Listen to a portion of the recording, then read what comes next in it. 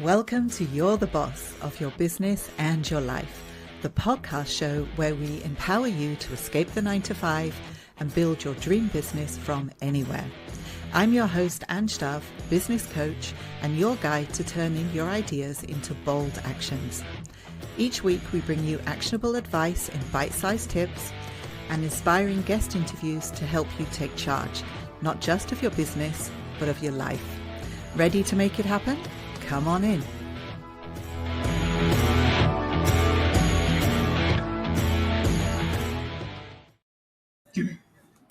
Okay, welcome to the next episode of Be the Boss podcast.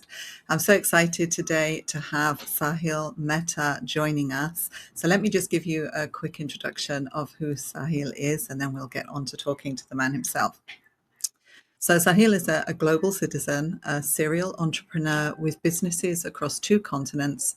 He's an author, a keynote speaker, a success coach for leaders, and a passionate mountaineer. I'll be asking him more about that later.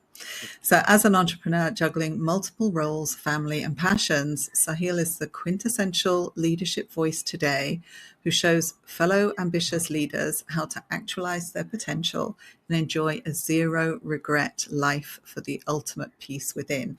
So again, we'll be exploring that zero regret life concept with him later on. And Sahil's unique brand of conscious leadership wisdom inspires ambitious leaders of the world to aspire for holistic success, one which has an optimal balance of scaling your summits faster, leading to healthy lifestyle and enjoying wonderful personal and professional relationships. As a coach, Saahil has worked with hundreds of entrepreneurs and leaders from over 20 countries across Africa, the Middle East, India, and Pakistan, including for global brands like P&G, Dell, HP, Thomas Cook, and the Tata Group. Saahil is on a mission to enable ambitious leaders and entrepreneurs to lead with clarity that redefines success, actualize their potential, and enjoy a zero regret life. So Saahil, after all of that, welcome. It's such a pleasure to be here. And I've made it a point that I'm going to have you introduce me wherever I go. That was amazing. Thank you. That's great. All right. So thank you so much for joining us today. And I just want to uncover for the listeners your amazing story of how you've built your business or businesses and what your journey has been so you can inspire others. Give some advice about leadership so that people starting their business can start off on the right foot. And we'll get into some of your concepts as well for your coaching and things like that. So I know that you're in the hospitality space and also you run a family business in diamond trading, right, as well. And you're also running a leadership coaching business and you're a public speaker as well. So just tell me a little bit about how all of that happened, first of all, so we have a background to you. Well, as you've mentioned, one of them is a family business. My father started that business, Mm-hmm. and he actually started at the age of 54, if I'm not mistaken, or Okay. 55. Now, some people may go, "Whoa, that's quite late," but he was working in a company, and he reached the retirement age, Right. and he said, "Nope, I'm not going to retire. It's okay if the policy says I can't work here, but I'm going to continue working." So that's when he Fantastic. started his entrepreneurial journey. So it's never too Mm, late, right? That's the key yes, message. I mean, if someone can start at 50 ex- plus, then anyone can, right? exactly. Yes, exactly. I love that story. Yeah. And when he started that business, I guess, as a son, I felt I should be there to support him and help him. So he was really the forefront. I was just kind of in the behind the scenes as a support for him, just to make sure that Mm, there wasn't too much stress. And there were mm, certain parts of the business that which maybe he wasn't so keen on and wasn't mhm, doing in the past. I would mm. support him in that manner. Okay, nice. Apart from that, I had this, this inner desire to start kind of something on my own. Hmm. And my first entrepreneurial journey was we started this company where we were making air conditioning systems more energy efficient. Hmm. Hence, you would save on your electricity bills. And Right. we were doing this in the Middle East where they're using air conditioners a lot just because it's Yeah. pretty hot throughout the year. So you Yeah. think that it would be a raging success. Uh, However, it ended up being a failure, Okay. and lots of learning lessons from that. But Mm. one of the biggest lessons that I learned is that my co-founder, who was the majority shareholder, when things are going great, we were very much eye to eye. But I guess we didn't have those in-depth conversations of what if scenarios. Right.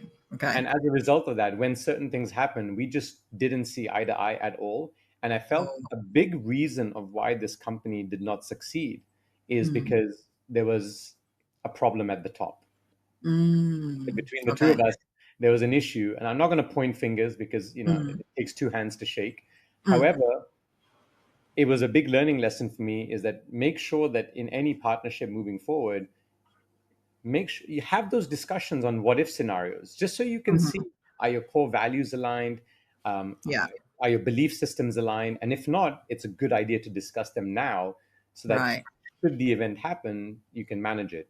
But anyway, that didn't work out too well. And Okay. then the next one, which is in the hospitality space, the chief operating officer of the first business actually came to me and said, look, I have this other opportunity and I used to work in this space before, and we've Mm. gelled really well. Mm. And he said, listen, why don't we start this business in the Middle East for this company, as in representing a company from the US. Yeah.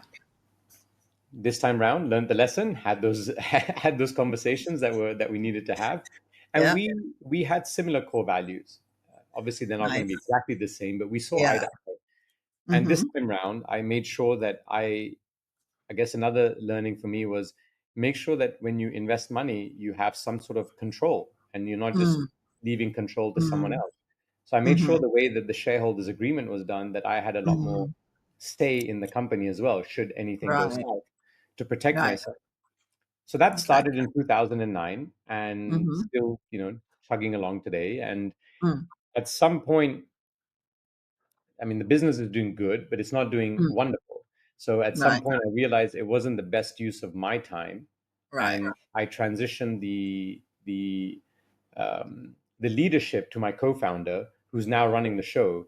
And I have to Mm. say, since he took over, things definitely started to get better. It's kind of one of Mm. the humbling experiences where you think to yourself, "Oh, I'm pretty good at this," and then you realize, maybe I wasn't. Right? Well, talk to me a little Someone bit else could about do that it. because Someone I else think could do it that, better than me. yeah, just discuss a little bit about that because I think that's useful for people to know when you're starting a business, especially when you start off by yourself Yeah, and then you start to bring a team in. Um, the trap I think a lot of people fall into is they don't delegate, yeah. and then all sorts of problems can happen from there. What advice would you give to people around delegation? So I'm going to split this into two parts. Hmm. One is with me and Shane, my co-founder. Hmm. He was the one who had more experience in the industry prior to starting the company. I was Mm. the one who had put in more money. Now, Okay. just because of that, we came to the conclusion mutually that I should be the one number one and he should be number two. Right. Initially, it was just the two of us. We were the accountants, we were the salespeople, we were uh, the cleaners, the coffee folks. I mean, we did everything. You And wear as all the the company, hats. yeah, exactly. And as the company started to grow, we were hiring people in various positions. Right. But there was one thing that he understood much better than I, Mm. which were the people, our Mm. Mm. clients. Mm. Mm. Mm. Mm. And so I Mm. feel that sometimes he might have caved into a decision just because I was more in favor of it. And he said, "Oh, Right. Sahil put in more money, so perhaps we should go with that." Not like it was a bad decision, but just perhaps Mm. he would have seen it differently. Mm. Um, and so I feel he was more connected Mm. to our target audience versus Right. me. Okay. Because he's in the Uh, day-to-day operations. Yeah. exactly. And since he was more connected, at some point, one, because I didn't have the bandwidth to continue because there was more things that I was doing. But Mm. two, it was the right choice for him to take over because he understood the clientele much better than I did. So when we Right. walk into a room, the way I see him connect with stakeholders meaning our board members, our shareholders, our employees, our clients. I mean, you name it, and he was just Mm. able to connect much better. Okay. And even when we transitioned, by the way, it wasn't so easy because, yeah, I'm so Mm. used to making decisions that I Mm. would sometimes people would still message me and I would make a decision and then I'd get an email from him, "Hey buddy, we agreed that, we've transitioned roles." And I said, "You know what? Okay. You're absolutely right. I apologize." Because it's not like an on-off switch where you're number one and then you're not. It Yeah. it there Yeah. was this gray period when I still Yeah. was involved more than I should have been. But Yeah. today, Okay. if I look today, it's a wonderful relationship. He's running the show, and I'm supporting on the business development and strategy side. So Right. that's one part of delegation. The other part I want to mention is, so that was the decision that we mutually made. The Okay. second part is when my father passed away during COVID, Mm. all of a sudden, because we were partners, right? He was handling certain Mm. responsibilities and I was handling some. Mm. All of us, there were no other members who were in similar positions in our company. So now Okay. everything came on my plate.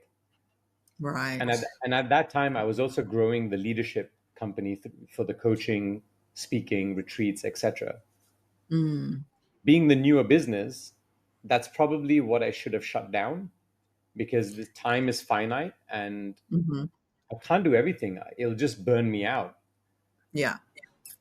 However, I didn't want to stop that business because it's the one that gave me the most amount of fulfillment, which for Yes. me is so important in life. Yeah. So I You asked have to myself, do I what said, fuels you. absolutely. So I asked Mm. myself, I said, Sal, what are the decisions that only you can make or you're really good at making? Right. And what decisions can others make or you're not so good at making? Mm. And Mm-mm-mm. so when I made this list, I realized I was getting myself involved in many things that others could potentially do. Mm. And the only way to continue to run more than one business was I had to empower, Mm. educate, Mm. and delegate. And so I Mm. started to do that. And I'm not going to lie and say it was easy because in the beginning they would make mistakes and sometimes it was costly, lost money as well. Yeah. However, Been there. I learned Mm. through my mistakes Hmm. and I had to give them that space to learn through Mm. their mistakes. But Yes. fast forward till today, oh my goodness, it's a game changer. I That's fantastic. I realized I was getting involved in too many things that didn't need my input. And it was Right. just creating a bottleneck and wasting Yes. time and all sorts of other things. And now everything's running more efficiently. Results are greater than they've ever been. But yeah, it was definitely there was a bit of a dip, and then it started to go up. Fantastic. Yeah, I would say that's something people have to watch when they start a business is make sure when you get a team that you are delegating, you're not doing it all yourself. And I think also understanding, because I had the similar kind of thing as you did, where someone made a mistake and it cost money to the Mm, business. And when you have a system in place, when you have your SOPs, your standard operating systems in place, and staff are following those systems, then that leaves room for you not to blame them for doing something wrong. It's if they're following the system, then what you need to do is tweak the system so that it mm. doesn't happen again. So it's an ongoing, ever evolving process, right? When you something happens and you didn't foresee it, and then it happens, now you can make changes and make sure it doesn't happen again. And then, I of love course, what if you they're not said. following, ah, Mm. yeah, go ahead. I said I love what you said. It's a living document. It's not static. Yes, yeah, yeah. And you can't foresee everything, and then it's suddenly when something happens, it's, okay, right, we have to change this, right? So that's good. Okay, so tell me a little bit more about your coaching business because you said that's what fuels you, right? That's so. What do you mean when you say it fuels you? What does it give you? And just explain a little bit about how that works. 2016, I kind of started on this journey where I started asking Mm. myself some very open-ended questions, such as who am I, why am I Mm. here, what is my Mm. purpose, Mm-hmm. um, and during that phase, I went on this journey of discovering or rediscovering myself. I felt I was wearing a mask for way too long, and the mask specifically Mm-hmm. that I was wearing was that of people pleasing. Yes. And it was primarily result to a childhood experiences as well as Mhm. the fear of judgment, Mm. to really Mhm. pin it down to a couple of events. Mm. But as I started to discover what my purpose in life is and why I'm here, I realized that I could have been born in a war torn country. I could have Mm. been born in a family where they have to make a decision between food, healthcare, and education on a daily basis. And by Mhm. the way, I've met many such people because Mm. I'm involved Mm. in some social work as well. Right. And I've met these people, and they're making that hard decision every day. I've never Mm. had to make that decision. Mm. My Mm. parents have never had to make that decision. Yeah. I mean, they didn't start off wealthy. They lived in Mm. homes where they didn't even have a bathroom in their apartment. It was a shared one in Mm. the building. Mm. However, they still had education, food, and basic healthcare, right? They had all of those. Mm. They didn't have to worry about Mm. it. Yeah. And I'm living in a place where I can walk around freely. I don't have to worry about some random bullet shooting me or someone that Mm. I'm walking with. Yeah. I mean, Yeah. what a privilege. And so I Mm. said, if I've been given this privilege, and this is my thought process, my belief system, Mm. I should not take it in vain and be selfish with it. I should use whatever I can and share Mm. and share and serve others to the same way that I got elevated by lots of wonderful people in my life. I should Mm. share so that I can elevate the lives of others. Right. And sometimes I might think someone, again, that voice in the back of my head, you're no Yeah. expert. You're no expert. You're not the best at this. But, and this is what I read once, and it was like an aha moment. There's someone who's looking up to me and saying, I would like to learn from this person. I might not Yes. be a PhD student, but even if I'm in eighth grade, the person who's in sixth grade, I can help them. I can enable them, guide them. I'm not Yes. trying to go after the PhD student if I'm in eighth Mm. grade. Mm. And so I said, I need to serve. And through coaching and speaking, I'm living in line with my purpose. Mm. Because when you elevate someone, it brings them more fulfillment. Yeah. When it brings them more fulfillment, it brings more inner peace. And Yes. my purpose in life specifically is to spread the message of nonviolence. Nice. So by having peace on the inside, that's what you start to give out, and that's what you attract in your life. And so Nice. and when I work with leaders, Mm. they can then share these tools with their team members and Mm. elevate them. So you have this amplification that's happening, that ripple Mm. effect. Mm. Nice. Yeah, I think you've raised such an important point there. And I think it's what everybody goes through when they start a business, especially a coaching business, where you're thinking, who's gonna listen to me? Why am I important? And I had the same experience as you, and I had a coach that told me one day, look, Ange, it's not about you, No. it's about who you serve. And that light bulb moment was like, oh my God, it doesn't matter what your hair looks like, doesn't matter what your makeup's like, the background on your camera, just get out and serve, put yourself out there. And I think a lot of people have this imposter syndrome. And like what you Oh say my is, goodness. And yeah, sorry, if I can just add to that what you just said. So yeah, I'm part of Marshall Goldsmith's 100 Coaches community, and right, he's been rated the top executive coach in the world a couple of times. So okay, he's a mentor, and in that community, there's some big hitters. Let's just say that. yeah, And when I go in the room, I'm thinking, how am I even here? Because these people are so experienced and have coached some of the top leaders in the world, right, governments, etc. And I'm mm, kind of this, I'm not saying newbie, but I have much less experience than they do. And right, Marshall just came to me once and he said, Sahil, if you share, will the world become a slightly better place? I said, yes. nice. They said, get over that imposter syndrome of yours and just serve. That is so cool. And then you've mentioned another point with that as well. You're in a community that is basically up leveling you as well. Yes. Like you mentioned, Correct. there's other people that are doing, they're in a higher position, perhaps, if you can, I don't know if you would say that, but when you're in a community where people can bring you up, with them, that's where you level up, right? So I think that's something for people to bear in mind as well. Find Mm. people to surround yourself with that are going to be fuel for you to move forward with your goal as well. Absolutely. Yeah, yeah. Oh, okay, okay, good. We're getting some good lessons here. So, now tell me about the mountaineering. How did you get involved in that? What's all that about? And then, what lessons from mountaineering do you apply to your business and your coaching and how you help other people? So how I got into it, I guess it Mm. was one of those bucket list items. I mean, I was not part of Boy Scouts, so I didn't do much outdoor I activity as was a a kid. tour guide. I barely did anything in the outdoors in terms of Okay. staying on the mountain for overnight or days at a time. Mm. But it was one of those things that I want to climb a mountain, right? Just bucket list item. And then Okay. eventually that became a reality when I chose Mount Everest. And I said, okay, I can't climb to the top. I'm not, I'm a beginner, but I can climb to the base. And the base is Okay. still it's a little higher than base camp we went. It's still 5,500 meters. So it's not Wow. a joke. Yeah.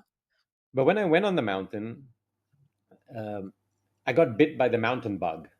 Okay. And yeah, and since then, I have this disease that just keeps me wanting to go back.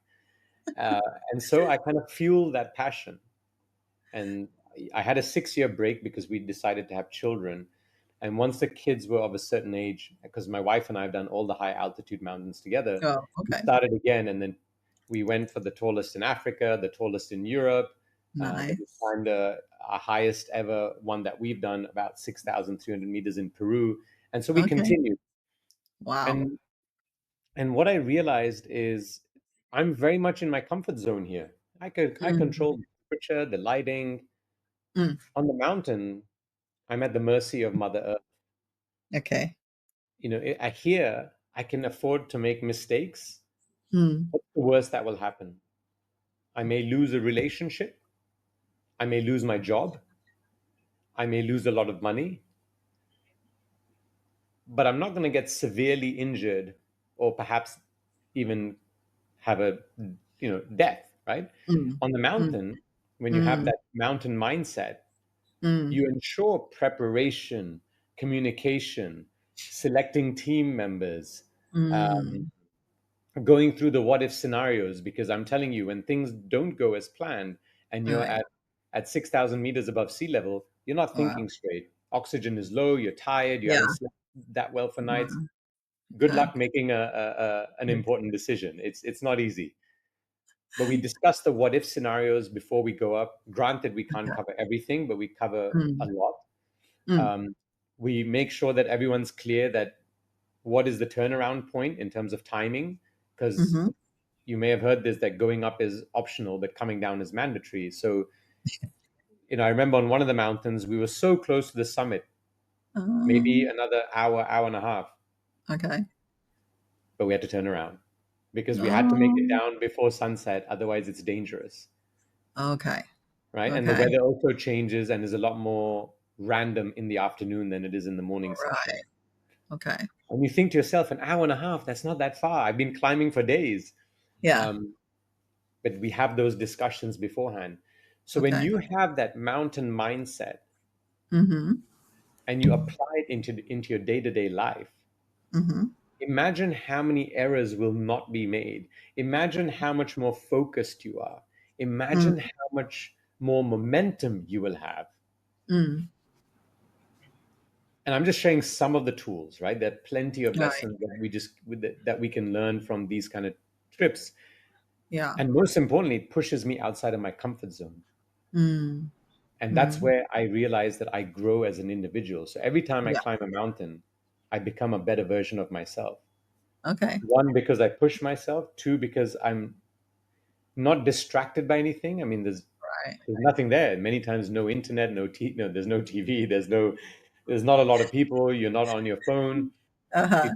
You're just with yourself and your fellow climbers and Mother Earth. Right. So there's a lot of thinking and processing that's going on. Mm. Mm. Uh, where I get to ask myself some questions and allow enough time to make some important decisions and not have to Right. rush through them. So yeah, lots of lessons to be learned from the mountain. I can go on and on Right. about. Yeah, that's nice. That's really nice. So I have a coach who actually said to me the other day, another kind of mountain analogy. He was saying, you're sitting on the summit of a mountain that you've climbed over these years, you've built. Why are you trying to climb another one? Right? You've conquered this one. Go out and talk about this. Stop going on like I think we have this kind of shiny penny syndrome as well. I think people fall into that trap where you're trying to do too much, right? And your focus is nowhere because of that. So, what would you advise people in that situation? Every time I do a retreat on the mountains, because I take Mm, people up metaphorical mountains when I'm working with them, but I like to right. take them up a physical one and take them from I can't to I did. So, wait, just 1 second. So, part of your coaching program involves taking them up the mountains, is it? Not necessarily that client. I Mm, open it up to all the clients and whoever okay. wishes to go. I'm not going to force someone. Right. I will encourage and Okay. be a little forceful, but I Uh will not huh. force them to come. Okay. Okay. Yeah.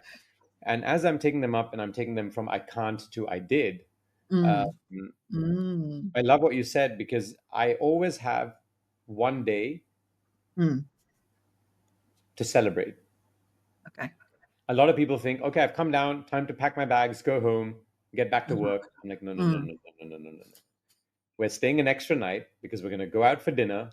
We're going to celebrate. We're going to acknowledge and understand what you just did, reflect on the last few days. mm, How is this going to, how has this changed you? And when you go back to your mm, regular lives, mm, how are you different? And what mm, new possibilities do you see for yourself? Because mm. it's like I've climbed this mountain. What's the next one? What's the next one? No, but you haven't let it simmer in. You haven't Yeah, absorbed all that you've achieved. You've not celebrated with the people that you've gone up. You have yeah, to take that pause. yeah. I love what your mentor told you.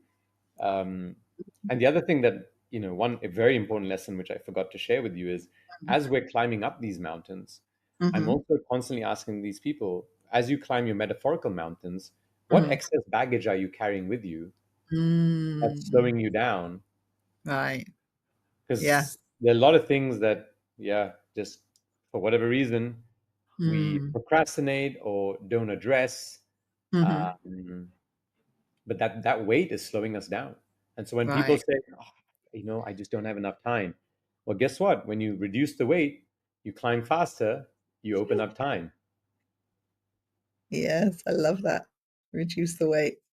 So you were talking about rocks in the backpack kind of thing, right? Mm. Yeah, yeah.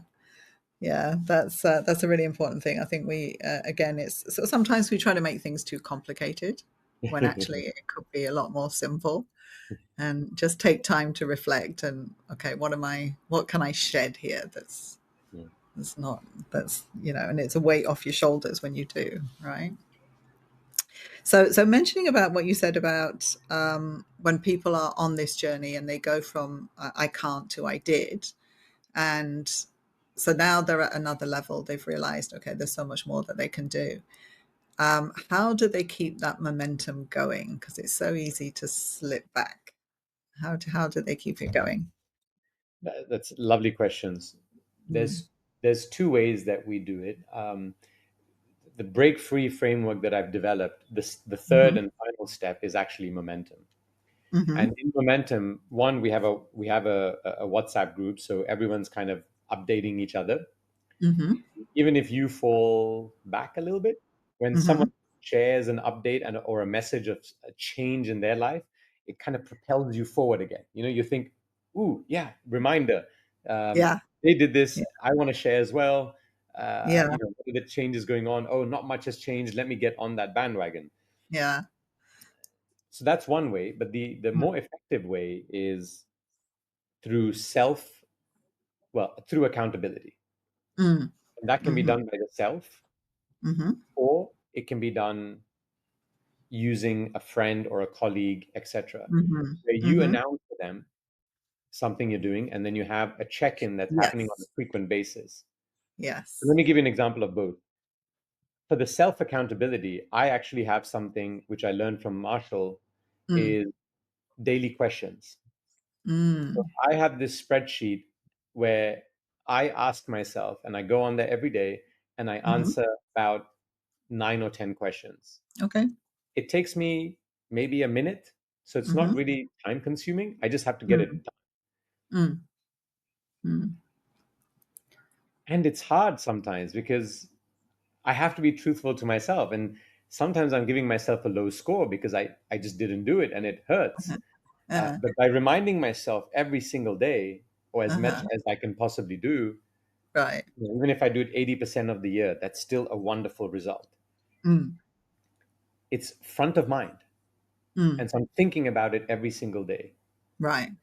Now, luckily for me, I have it. I have a reminder and all of that stuff. In fact, Yeah. I'm developing an app for people which will not cost any money, where it will remind them through notifications. Nice. Okay. But Marshall was telling me, he goes, Sile, I came up with this concept, and I Mm. pay someone to call me every day to ask me these questions and record my answers because I know I'm not disciplined enough.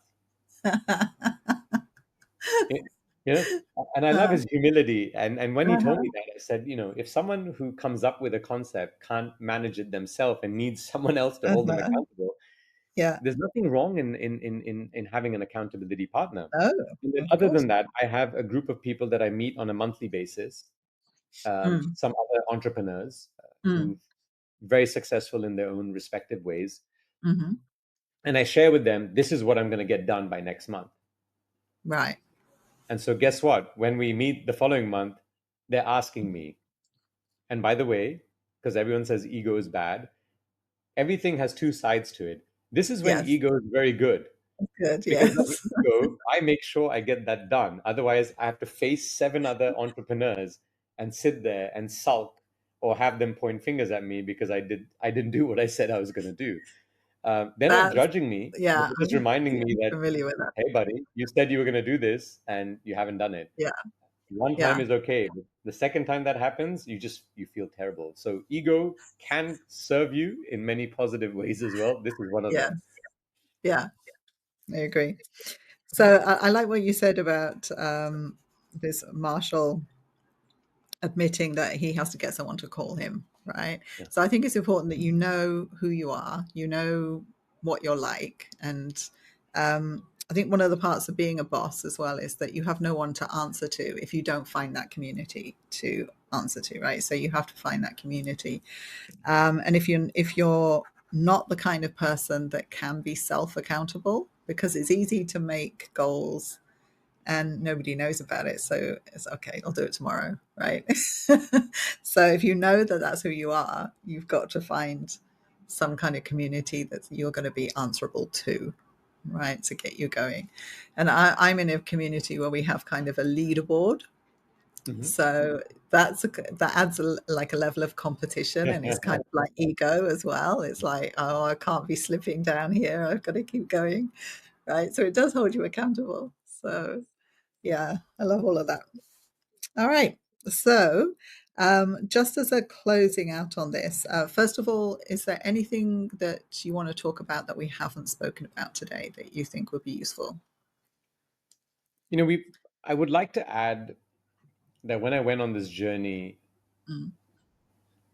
I'm not going to pretend or lie and say it was easy. Mm. Mm.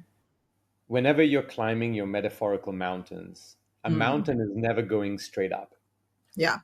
It has its Yeah. peaks and valleys. Mm. And the peaks are lovely. I mean, they give you a lot of momentum to keep going. The valleys, some of them can be very, very, very dark. And I had Yeah. to really face some of my inner demons. Mm. Mm. And in one particular case, and without going into too much detail, Mm. I was evolving at such a fast pace when I Mhm. was on this inner journey. Mm. And we had young kids.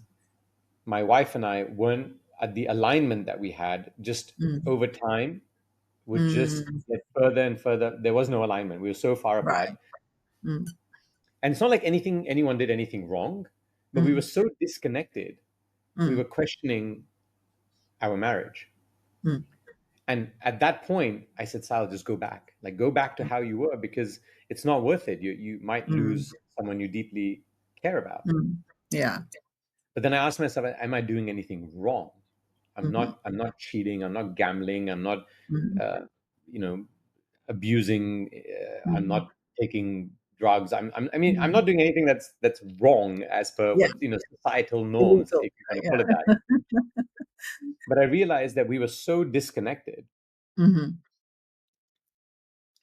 that, and we were arguing all the time as a result. And then I just asked, mm, I said, listen, do you want in? Do you want this marriage? mm. I'll go first. I do. And I'll do whatever it takes to get it right. And Nice. she said, I do. And finally, we agreed on that one thing, because we were disagreeing on so many things, but we Okay. agreed that we want to climb the same mountain. Then it was Okay. just a matter of aligning ourselves and finding that Mm, those parts that would help us to get there. And mm, so mm, we, there was a lot of communication where mm, we created a safe space where we could openly share and not mm, be worried about judgment or the other mm, person yelling, or et cetera, et cetera. So we kind of had, we mm. designed our, it's rules of engagement, if you want to call it that. Right. Okay. Yeah. And that brought us much closer together over time. And today we Mm, have a wonderful relationship. that's good. But, and this is the but, is it was so easy for me to turn around and go back. It Mm, required a lot of mm, courage. It mm, required a lot of humility, and it mm, required a lot of self love mm, to get through those dark moments. mm, And so I just want to mm, share with the audience that it's not always going to be easy. mm, But if you truly believe what you're doing is the right thing, focus on the outcome rather than mm, your current situation, mm. that your desired outcome, because that's Right. going to give you the strength you need Mm, to get through that dark valley. right. And I think as well, like a kind of a balance where you can in life. It's not all about the business. You've got to take time to be with family and give them attention as well, right? So this is something that I fell into the trap of as well. That I found the business at one point just completely, totally all consuming. And it was Mm, all I was doing every day. If I was awake, that's what I was doing. I had very little sleep. I was still working, right? And sometimes you've just got to, as you say, take a step back and kind of look at it from like I don't know, a fly on the wall type thing, and just be detached and ask, what am I doing? What is my like? Just take a check in and what mm. is my life? Is this what I want? Am I really doing the right thing? Right. And then because you hear so many stories of people that strive for something for so many years and they get to where they thought they were going, and then they realize it wasn't what they wanted all along. Right. May I share a quick story on that? Yes. One of my clients, and obviously there's confidentiality, so I don't mention Yeah. names or industries or Sure. anything, but one of my clients Mm, was a little upset that one of his expansions in his business kind of fell flat on its face, mm, and the client ended up losing money. right. And so I asked the question, I said, share with me what life would have looked like if that new business unit succeeded. Uh-huh. And so the client went through it and then realized, hey, actually, this is a blessing in disguise, because that Mm, success would have taken away from a lot of things that were going very well in their life. okay. And that success would have increased the level of anxiety significantly. Mm, So mm, sometimes when we look at success in one area, we also have to ask ourselves, how is it impacting the other areas of our life? yes. And it was so Yeah. profound, because from the beginning of the coaching session, when he was upset, to the end of the coaching session, where it He was completely turned grateful. around. Yeah. Yeah. Um, because Mm, success has to be, it's not unidimensional. It's not just work. mm, It's so many mm, other things. And it's mm. so important to understand what it means to you. Yeah. Because success in one area of your life could mean a lot of negative things in other areas of your Mm, life matter as mm. well. Yeah. Yeah. It could be part of it is maybe he subconsciously self sabotaged Mhm. himself, because he knew he didn't really want it. you didn't consciously know, but Yeah, very maybe. possible. Uh, Okay, so thank you so much for your time today. It's been an absolute pleasure having you on, and it's just such an inspiring conversation. And we talked earlier about you'd be able to give some kind of gift to the listeners. Is there anything that you can leave with them that they can find out more about you and contact you? Absolutely. So to get in touch Mm-hmm. with me, it's very Mm-hmm. easy. You can access me through social media or Mm-hmm. my website, which is just Mm-hmm. www.sahil, that's SAAHILMEHTA.com. That's my name. Mm-hmm. And Mm-hmm. my email is just sahil@sahilmehta.com. So drop me an It's email if you'd easy. like Yeah. to get in touch as well. Okay. In a little gift for the audience, there's a, and I haven't decided the final name for it, but it's a peak performance quiz in order to live a zero regret life. So Nice. it's just a quiz you can take. It Mm. will ask you a bunch of questions, you answer them, and you'll get some rating, and that Okay. will propel you on your journey to live a zero regret life so that you can have more inner peace. Okay, I like that zero regret life. So what you're saying is by the time you get to the end of your life, you will have done what you plan to do, or you've just lived the life without Yeah, regrets, right? it's let's not wait till the end of our life, but Mm, let's start preparing from now. mm, Um, mm. Again, it's a journey, but let's start with the potential big regrets, and then Yeah, work our way forward. nice, nice. Okay, so I will put the links to all of that around wherever this shows up so that people can access that quiz as well.